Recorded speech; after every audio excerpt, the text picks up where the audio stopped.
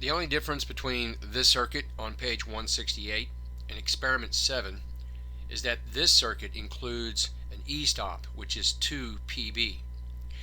As with experiment 7, the circuit in experiment 9 receives power to 1 CR when 1 pb is momentarily pushed, causing power to flow through the contacts 1 CRA and is held until the path in rung 1 is interrupted by the cam striking the limit switch 1LS. This opens the circuit. Without power, the spring offset DCV will return to the normal position, causing the cylinder to retract. It should be noted that the location of the e-stop in this diagram is not the normal location that they use. Normally it should be the first connection off of L1. The reason for this is in the event that the contacts should seize close in the relay, the circuit would only be interrupted while 2 pb is being held open. The moment you released it, the circuit would re-energize. So it's a safety factor. The circuit for experiment 10 appears on page 169. The circuit provides continuous reciprocation of a pneumatic cylinder. Rung 1 is the primary power feed for the circuit.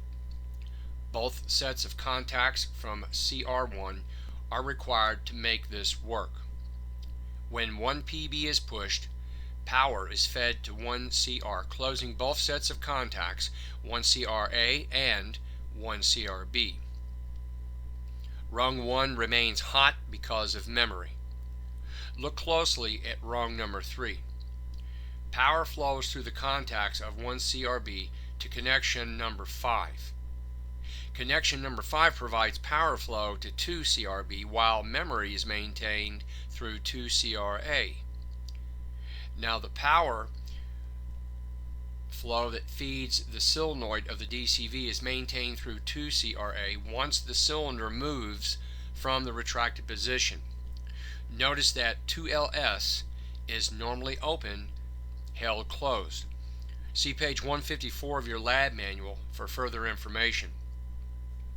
When the cylinder is fully extended and strikes 1LS, the memory through 2 CRA is lost, stopping power flow to the solenoid of the DCV, which is spring offset.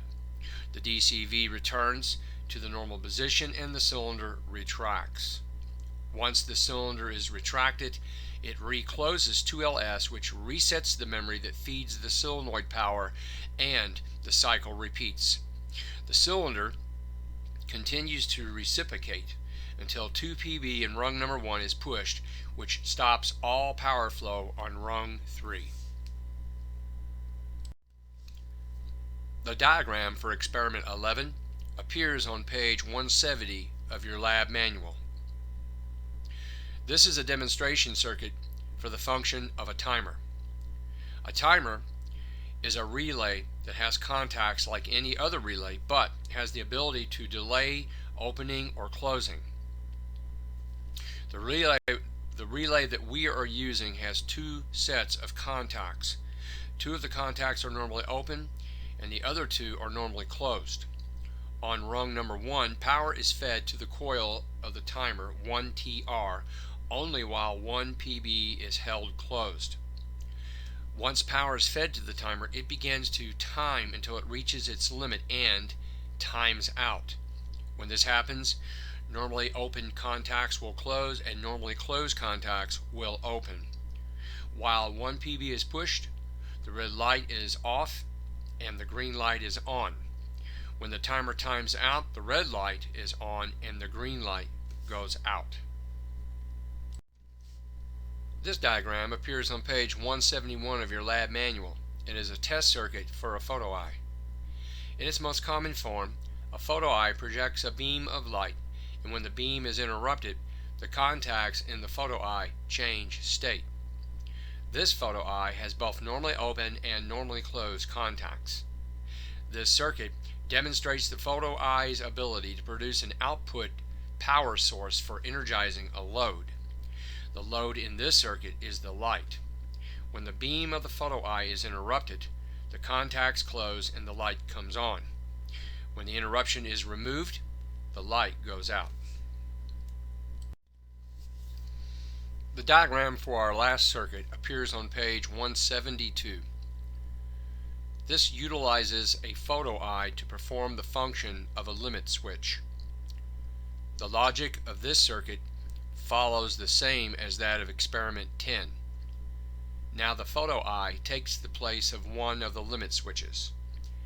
When 1 PB on rung number 1 is pushed, power is fed to 1 CR, closing contacts 1 CRA and 1 CRB.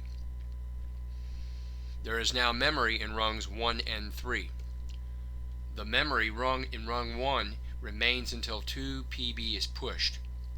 The memory in rung 3 remains until the cam of the cylinder interrupts the beam of the photo eye, causing the normally closed contacts to open, which in turn unlatches the memory of rung number 3 and the cylinder retracts.